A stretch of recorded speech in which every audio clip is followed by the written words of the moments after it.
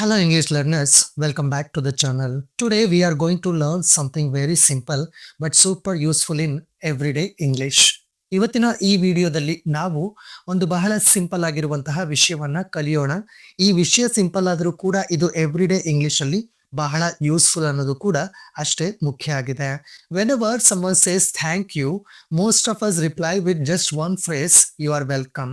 So ಯಾರಾದ್ರೂ ನಮಗೆ ಯಾವ್ದಾದ್ರು ಸಂದರ್ಭದಲ್ಲಿ ಥ್ಯಾಂಕ್ ಯು ಅಂತ ಹೇಳಿದಾಗ ನಮ್ಮಲ್ಲಿ ಬಹಳಷ್ಟು ಜನ ಅದಕ್ಕೆ ರಿಪ್ಲೈ ಅನ್ನು ಕೊಡುವಾಗ ಯೂಸ್ ಮಾಡುವಂತಹ ಒನ್ ಸಿಂಪಲ್ ಫ್ರೇಸ್ ಯಾವುದು ಅನ್ನೋದಾದ್ರೆ you are welcome.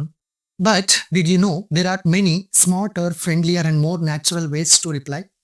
So thank you ಅಂತ ಹೇಳಿದಾಗ ಯು ಆರ್ ವೆಲ್ಕಮ್ ಅನ್ನೋದರ ಬದಲಾಗಿ ಇನ್ನೊಂದಷ್ಟು ಫ್ರೇಸ್ ಗಳನ್ನ ಯೂಸ್ ಮಾಡಿಕೊಂಡು ಕೂಡ ನಾವು ರಿಪ್ಲೈ ಮಾಡಬಹುದು ಅಂತ ನಿಮಗೆ ಗೊತ್ತಿದೆಯಾ? Today in this video I will tell you different responses you can use with teachers, friends, students, in formal situations and even in WhatsApp messages. So ಇವತ್ತು ನಾನು ನಿಮಗೆ ಈ ವಿಡಿಯೋದಲ್ಲಿ ಥ್ಯಾಂಕ್ ಯು ಅನ್ನೋದಕ್ಕೆ ಡಿಫ್ರೆಂಟ್ ಸಿಚುವೇಶನ್ಸ್ ಅಲ್ಲಿ ಯಾವೆಲ್ಲ ಫ್ರೇಸ್ ಗಳನ್ನ use ಮಾಡಿ ನಾವು ರಿಪ್ಲೈ ಕೊಡಬಹುದು ಅನ್ನೋದನ್ನ ಹೇಳ್ಕೊಡ್ತಾ ಇದ್ದೀನಿ. And these phrases will not only improve your English communication skills but also make your English more confident and natural.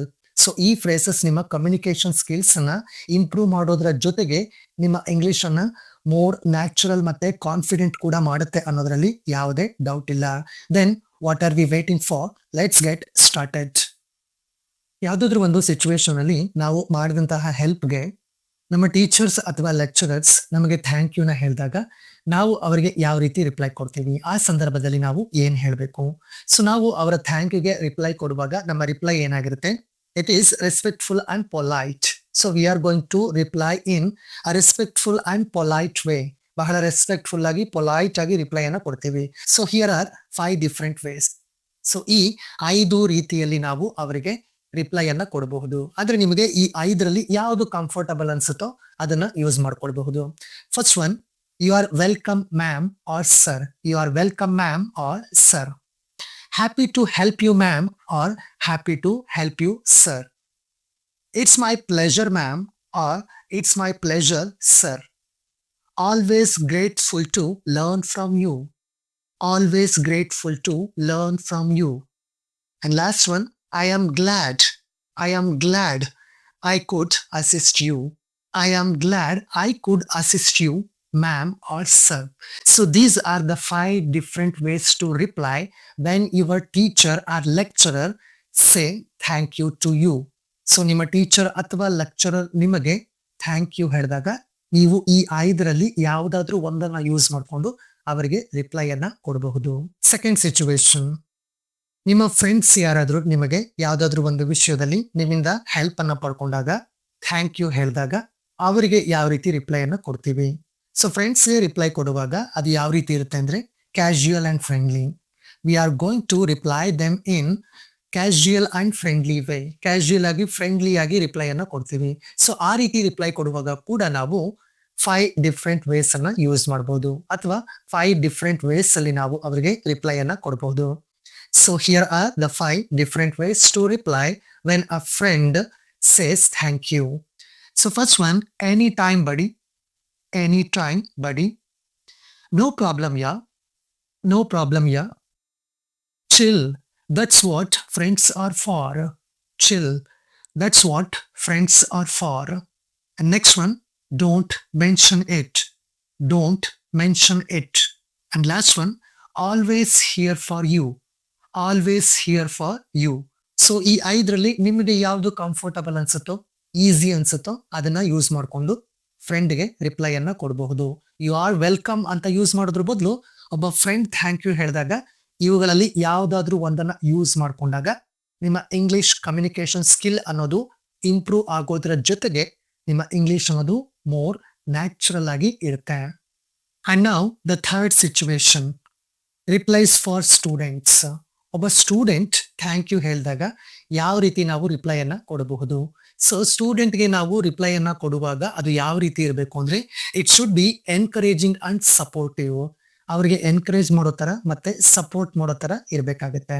So here are 5 different ways to reply when a student says thank you. ಒಬ್ಬ ವಿದ್ಯಾರ್ಥಿ thank you ಹೇಳಿದಾಗ ಈ 5 different ways ಅಲ್ಲಿ ರಿಪ್ಲೈಯನ್ನ ಕೊಡಬಹುದು. First one, you are welcome, keep it up. You are welcome, keep it up. Second one, happy to help.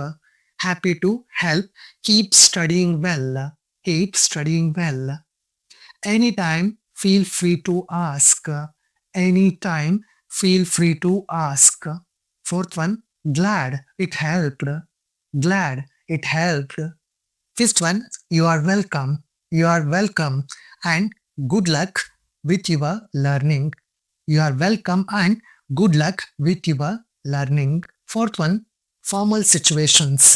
Formal situations means ಆಫೀಸಲ್ಲಿ ನಾವು work ಮಾಡುವಂತಹ ಪ್ಲೇಸ್ ಅಲ್ಲಿ ಅಥವಾ ಅಫಿಷಿಯಲ್ ಆಗಿ ಯಾರಿಗಾದ್ರೂ ಹೆಲ್ಪ್ ಮಾಡಿದಾಗ ಅವರು ನಮಗೆ ಥ್ಯಾಂಕ್ ಯು ಅನ್ನ ಹೇಳಿದಾಗ ನಾವು ಯಾವ ರೀತಿ ರಿಪ್ಲೈಯನ್ನ ಕೊಡಬೇಕು.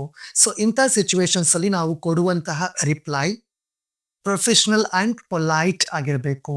It should be professional and polite. So here are the 5 different ways to reply. So formal situations ಅಲ್ಲಿ ಯಾರಾದ್ರೂ ಥ್ಯಾಂಕ್ ಯು ಹೇಳಿದಾಗ ಈ 5ರಲ್ಲಿ ಯಾವ್ದಾದ್ರು ಒಂದು ರೀತಿಯಲ್ಲಿ ನಾವು ರಿಪ್ಲೈ ಅನ್ನ ಮಾಡಬಹುದು. First one, you are most welcome.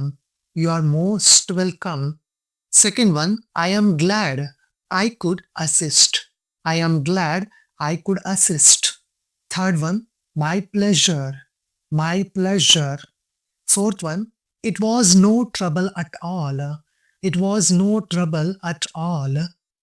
Fifth one, please feel free to reach out again.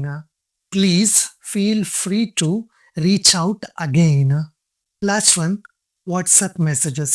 So WhatsApp messages ಅಲ್ಲಿ ನಾವು ಚಾಟಿಂಗ್ ಮಾಡುವಾಗ ನಮಗೆ ಥ್ಯಾಂಕ್ ಯು ಅಂತ ಯಾರಾದರೂ ಹೇಳಿದಾಗ ನಾವು ಯಾವ ರೀತಿ ರಿಪ್ಲೈಯನ್ನ ಕೊಡಬಹುದು. ಸೊ ಈ ರೀತಿ ವಾಟ್ಸಪ್ ಮೆಸೇಜಸ್ ಅಲ್ಲಿ ನಾವು ಥ್ಯಾಂಕ್ ಯುಗೆ ರಿಪ್ಲೈಯನ್ನ ಕೊಡುವಾಗ ಅದು ಶಾರ್ಟ್, ಸಿಂಪಲ್ ಅಂಡ್ ನ್ಯಾಚುರಲ್ ಆಗಿ ಇರಬೇಕಾಗುತ್ತೆ. So it should B short, simple and natural. So here are the 5 different ways to reply. So thank you ಅಂತ ವಾಟ್ಸಪ್ ಮೆಸೇಜಸ್ ಅಲ್ಲಿ ಯಾರಾದರೂ ಹೇಳಿದಾಗ ಈ 5ರಲ್ಲಿ ಯಾವ ತರ ಬೇಕಾದ್ರೂ ನಾವು ಅವರಿಗೆ ರಿಪ್ಲೈಯನ್ನ ಕೊಡಬಹುದು. First one, you are welcome. You are welcome. Second one, any time. Any time. Third one, no worries. No worries. Fourth one, glad to help. Glad to help. And last one, my pleasure. My pleasure.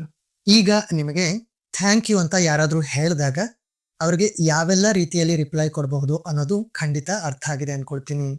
That means different situations ಅಲ್ಲಿ ಯಾವ person ನಮಗೆ thank you ಹೇಳಿದ್ರು, ಯಾವ situation ಅಲ್ಲಿ thank you ಹೇಳಿದ್ರು ಅಂತ ನೋಡ್ಕೊಂಡು ಅದಕ್ಕೆ ರಿಪ್ಲೈಯನ್ನ ಯಾವ ರೀತಿ ಕೊಡಬಹುದು ಅಂತ ನಿಮಗೆ ಖಂಡಿತ ಅರ್ಥ ಆಗಿದೆ ಅನ್ಕೊಳ್ತೀನಿ. ಸೊ ಈಗ ನಾನು ಯಾವೆಲ್ಲ ಫ್ರೇಸಸ್ ಅನ್ನ ನಿಮಗೆ ಇಂಟ್ರೊಡ್ಯೂಸ್ ಮಾಡಿದೆ, ಈ ಫ್ರೇಸಸ್ ಅನ್ನ ಎವ್ರಿ ಡೇ ಲೈಫ್ ಅಲ್ಲಿ ಯಾವ ಸಿಚುವೇಶನ್ ಅಲ್ಲಿ ಯೂಸ್ ಮಾಡಬೇಕು ಅನ್ನೋದನ್ನ ಅರ್ಥ ಮಾಡ್ಕೊಂಡು ನೀವು ಆ ಫ್ರೇಸಸ್ ಅನ್ನ ರೆಗ್ಯುಲರ್ ಆಗಿ ಪ್ರಾಕ್ಟೀಸ್ ಮಾಡ್ತಾ ಇದ್ರೆ ನಿಮ್ಮ ಕಮ್ಯುನಿಕೇಶನ್ ಸ್ಕಿಲ್ ಕೂಡ ಇಂಪ್ರೂವ್ ಆಗುತ್ತೆ. ಅದರ ಜೊತೆಯಲ್ಲಿ ನಿಮ್ಮ ಇಂಗ್ಲಿಷ್ ಸ್ಪೋಕನ್ ಸ್ಕಿಲ್ ಕೂಡ ಇಂಪ್ರೂವ್ ಆಗುತ್ತೆ. ಅಲ್ಲದೆ ನಿಮ್ಮ ಇಂಗ್ಲಿಷ್ ಮೋರ್ ನ್ಯಾಚುರಲ್ ಅಂತ ಕೂಡ ಅನ್ಸುತ್ತೆ. ಈ ವಿಡಿಯೋ ನಿಮಗೆ ಯೂಸ್ಫುಲ್ ಅನ್ಸಿದ್ರೆ like this video and share this video. If you are watching my videos for the first time, then don't forget to subscribe my YouTube channel. And at last, don't forget to share your opinions in the comment section. Thank you.